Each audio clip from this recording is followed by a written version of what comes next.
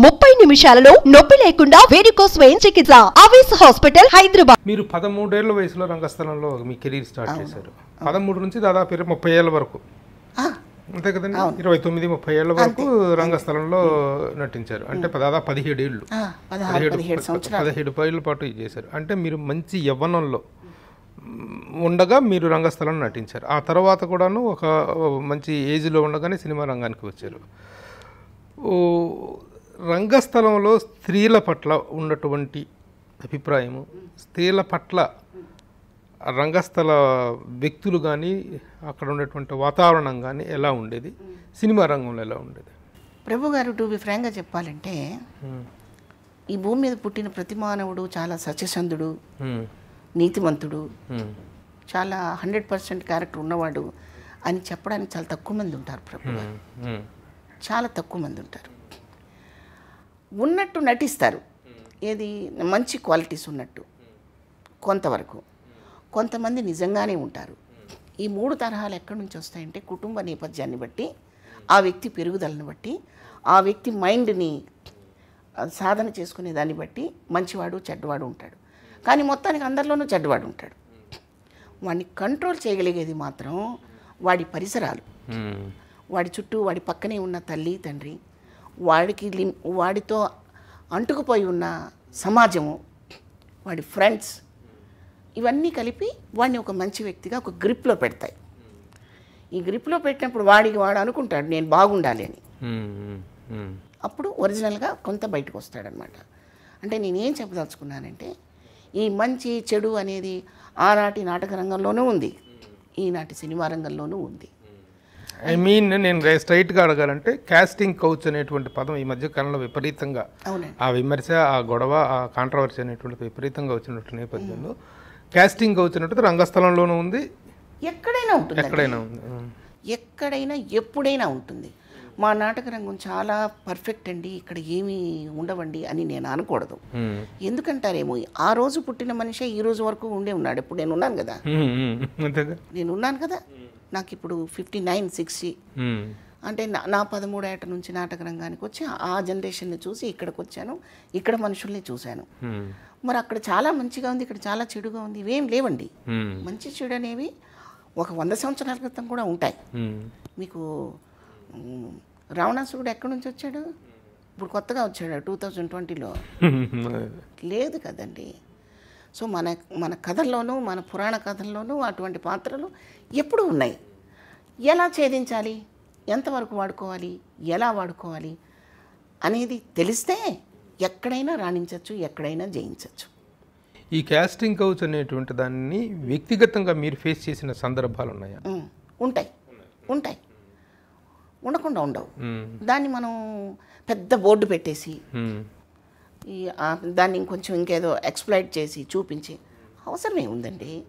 ఇప్పుడు పెద్ద అవకాశాన్ని నాకు చేజారిపోతుంది అనుకున్నప్పుడు, చేజారిపోతుందేమో అని భయం నాకు ఉన్నప్పుడు, నా టాలెంట్ మీద నాకు నమ్మకం లేనప్పుడు నువ్వు తప్పు చేసి అవతల వాడిని తప్పు అంటే నేను ఒప్పుకోను. ఫస్ట్ ఆఫ్ ఆల్ నా మీద నాకు కాన్ఫిడెన్స్ ఉండాలి.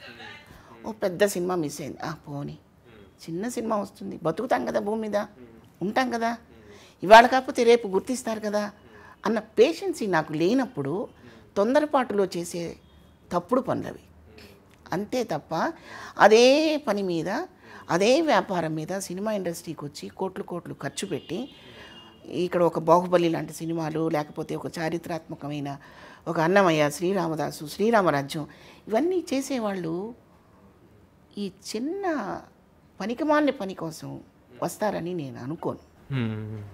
ఎవరు చేస్తారంటే ఆ పని, నేను సినిమా వాడిని నేను ఒక హ్యాట్ పెట్టుకొని, నేను సినిమా వాడిని నేను ఒక బోర్డు పెట్టుకొని అమాయకులని పాడు చేయడానికి అతి తెలివిగాళ్ళు ఎవరో వస్తారు. అది తీసుకొచ్చి ఓ పెద్ద సంస్థలకి పులిమితే నేను ఒప్పుకోను. అయితే అదేలేండి, మొత్తం ఇండస్ట్రీకి అట్రిబ్యూట్ చేయటం అనేటువంటి కరెక్ట్ నేను ఒప్పుకోను. అయితే పెద్ద సంస్థల్లో జరగలేదా, పెద్ద వాళ్ళు చేయటం లేదా అంటే అది వాళ్ళ స్వవిషయం అండి. నేనెవరిని మాట్లాడటానికి? నేను అవకాశం ఇచ్చినప్పుడు మీరు అలాగే అంటారు, నేనంటూ అవకాశం ఇస్తే మీరు కూడా బుద్ధిమంతులానే ఉంటారు. కాస్టింగ్ కౌచ్ తాలూకు ప్రెజర్స్ అనేటువంటి మీరు వ్యక్తిగతంగా ఫేస్ చేసిన సందర్భాలు ఉన్నాయా?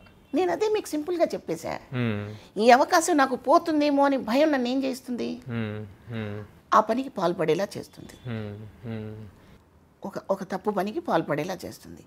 ఆ భయం నాలో లేనప్పుడు ఈ అవకాశం మరొకసారి వస్తుందని నువ్వు ఆగినప్పుడు అది నాతో కాకపోతే ఇంకేదో అవకాశం ఉన్న చోట చేస్తారు తప్ప నన్నేం ప్రెషర్ చేయరు అని అడుగుతున్నాను, నేను చెప్తున్నాను. అది అదంతా మీ వ్యక్తిగతమే, yield or not to yield అంతే అంతే అనేటువంటిది మీ ఎవరెవరి వ్యక్తుల వ్యక్తిగతం. ఎవరైనా అంతేనండి, నేనే కాదు ఎవరైనా సరే. అంటే వీళ్ళందరూ ముందుగానే ఆ అవకాశం పోతుందేమో, ఈ ఒక్క అవకాశం పట్టుకుంటే నేను పెద్ద హీరోయిన్ అయిపోతాను, పెద్ద స్టార్ని అయిపోతాను అని ఒక ఇమాజినేషన్ ఆ తప్పుదారికి మళ్ళిస్తుందండి. అది కూడా నికాల్సైన డైరెక్టరు, నికాల్సైన ప్రొడ్యూసరు, నికాల్సైన సంస్థలు చెయ్యరండి, చేయరు. ఇప్పుడు పెద్ద పెద్ద సంస్థల్లో నేను యాక్ట్ చేశాను, మీకు తెలుసు. వాళ్ళందరూ ఏమీ చేయలేదా అని మీరు నన్ను అడగండి, చేసి ఉండొచ్చు. అది వాళ్ళ ఇష్టం, వాళ్ళ సౌలభ్యం, అవతల వాళ్ళ ఇష్టం, అంటే మ్యూచువల్ అంతే. కానీ మరి ఈ క్యాస్టింగ్ కౌచ్ మీద ఈ మధ్య విపరీతంగా జరిగినటువంటి దీన్ని మీరు ఏమంటారు? మీరు దాని ఆ ఉద్యమాన్నో, ఆ గొడవనో, ఆ కాంట్రవర్సీని మీరు ఏ కోణంలో చూస్తారు? అది వాళ్ళ అమాయకత్వం అండి. అలా చేసినందువల్ల భయపడిపోయి పెద్ద పెద్ద హీరోయిన్ వేషాలు ఇచ్చేస్తారని ఏదో అనుకుంటారు, ఇంకా దూరం పెట్టేస్తారు, ఇంకా దూరం పెడతారు, ఇంకా భయపడతారు తప్ప ఏమీ జరగదు. అయినా అసలు ఒక అవకాశం ఇస్తే ఆ అవకాశాన్ని ప్రూవ్ చేసుకొని గెలిచి అప్పుడు మాట్లాడాలి. కానీ అసలు అవకాశమే ఇవ్వకుండా, అవకాశమే నువ్వు ఏమీ చేయకుండా, ఏమీ అసలు తెర ముందుకు రాకుండా నేను మహానటిని, నన్ను గుర్తించలేదంటే ఎలా అండి చెప్పండి? క్యాస్టింగ్ కౌచ్ అనేటువంటి దానికి స్పందించాలా లేదా, ఆ అవకాశం దాన్ని ఎలా రిసీవ్ చేసుకున్నదో ఆ అమ్మాయిల వ్యక్తిత్వానికి సంబంధించి, ఆ అమ్మాయిల వీళ్ళకి సంబంధించి ఉంటుందండి. కానీ ఇన్ జనరల్గా సినిమా ఇండస్ట్రీలో స్త్రీ గౌరవం, స్త్రీ స్థానం, స్త్రీ ఔన్నత్యం అనేటువంటివి సస్టైన్ అయ్యే పరిస్థితులు వ్యక్తిగతంగా ఉన్నాయని మీరు అనుకుంటున్నారా? ఖచ్చితంగా ఉన్నాయని నేను చెప్పగలను. ఎందుకంటే నా పరిజ్ఞానంలో నేను చెప్తున్నాను. స్త్రీ కదండి, స్త్రీ అంటేనే ఒక ఆకర్షణీయమైన వస్తువు. ఆకర్షించకపోతే పబ్లిక్ మమ్మల్ని ఎందుకు చూస్తారు? అందంగా లేకపోతే అసలు జనం మమ్మల్ని ఎందుకు చూస్తారు? చూడరు. అందంగా ఉండాలి, వాడి ఊహల్లోకి వెళ్ళాలి, వాడి ఆలోచనలోకి వెళ్ళాలి, వాడి డ్రీమ్ గర్ల్ అవ్వాలి, అయితేనే చూస్తాడు ప్రేక్షకుడు. వాడి డ్రీమ్ గర్ల్ అవ్వడంలో తప్పు లేదు, అది డ్రీమ్ వర్కే ఉండాలి. అయితే ఇప్పుడు సినిమా ఇండస్ట్రీలో మహిళలు వాళ్ళ వ్యక్తిగతంగా వాళ్ళ ప్రవర్తన వల్ల, వాళ్ళు చేసే క్యారెక్టర్స్ వల్ల కూడాను వ్యక్తిత్వాన్ని కోల్పోతున్నారు అనేటువంటి అభిప్రాయం అయితే ఒకటి ఉంది. కొంతమంది హీరోయిన్లు విషయమే తీసుకుందాం. ఒకప్పుడు హీరోయిన్ అంటే ఒక ఉదాత్తమైన భావన, ఒక ఉదాత్తమైన పాత్ర చేస్తున్నటువంటి, ఈ పాత్ర చేస్తున్నాను కాబట్టి నేను ఇంకొక వ్యాంప్ క్యారెక్టర్ చేస్తే దీని తాలూకు ప్రభావం దాని మీద పడుతుందేమో.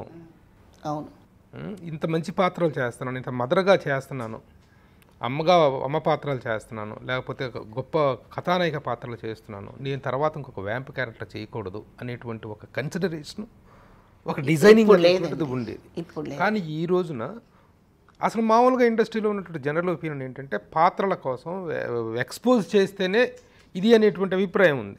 కానీ ఈ రోజున హీరోయిన్లను ఎవరంత బలవంత పెడుతున్నారని, ఇంత నీచంగా ఎక్స్పోజ్ చేస్తున్నారండి, చెప్పగలరా? ఎవ్వరు బలవంత పెట్టట్లేదండి. ఇప్పుడు దాకా నేను చెప్పింది కూడా అదే.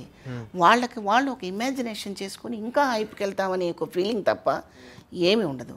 మీరు గుర్తు చేసుకోండి, ఒకప్పుడు స్టేజ్ మీదకి హీరోయిన్స్ అందరూ జయచిత్ర గారు, జయసుధ గారు, జయప్రద గారు, వీళ్ళందరూ, శ్రీదేవి గారు, వీళ్ళంతా స్టేజీ మీదకి వస్తే ఒక చక్కగా ఒక అమ్మ తల్లుల్ని చూసినట్టు ఎంతో ఒక పెళ్లి కూతుళ్ళల్లి కళకళలాడుతూ పట్టు చీరలు కట్టుకొని బంగారు ఆభరణాలు వేసుకొని చక్కగా తలనిండా పూలు పెట్టుకొని ఎంత బాగా వచ్చేవాళ్ళండి వాళ్ళు. ఆ రోజుల్లో మీడియా లేదు, నేను పత్రికల్లో చూసినవన్నీ నేను చెప్తున్నాయి. వాళ్ళు నాకు గుర్తు. వాళ్ళు స్టేజ్ మీదకి వస్తే తర్వాత మనకి సినిమా ముందు అక్కడెక్కడో జరిగిన ప్రోగ్రామ్ని మనకి సినిమాకి ముందు వేసేవాళ్ళు. ఇప్పట్లాగా మన ట్రైలర్స్లో ఫలానా రోజు సక్సెస్ మీట్లో జరిగింది, ఆ 100 days ఫంక్షన్లో జరిగింది అని ఒక 2 నిమిషాలు వేసేసేవాడు ఆయన, థియేటర్లో వేసేవాళ్ళు. అలా చూసి నాకు గుర్తు చెప్తున్నా, పత్రికల్లో ఫొటోస్ చూసి నేను చెప్తున్నా. వాళ్ళు ఎంత బాగుండేవాళ్ళు.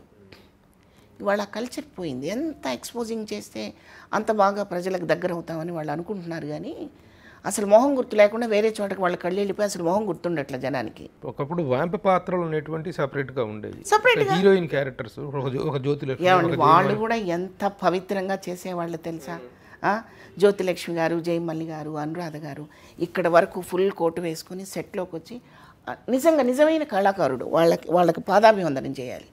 ఎందుకంటే ఆ పాత్రకి ఆ బాడీ లాంగ్వేజ్ అలా కావాలి కాబట్టి, అలా కాస్ట్యూమ్స్ కావాలి కాబట్టి వేసుకొని ఆ 5 నిమిషాలు అలా కోటు తీసి అవతల అసిస్టెంట్కి ఇచ్చి ఆ మూమెంట్ చేసి మళ్ళీ వెంటనే డ్రెస్ వేసుకునేవాళ్ళు.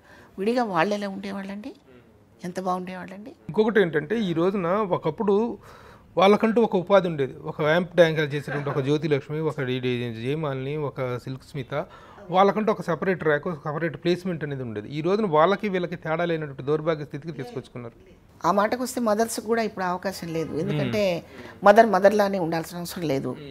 ప్రభు గారు మదరు నాలాగా చక్కగా ముడేసుకొని ఇంత బొట్టు పెట్టుకుంటే ఎన్ని పాత చింతకాయ పచ్చడిలాగా అనిపిస్తున్నాయి.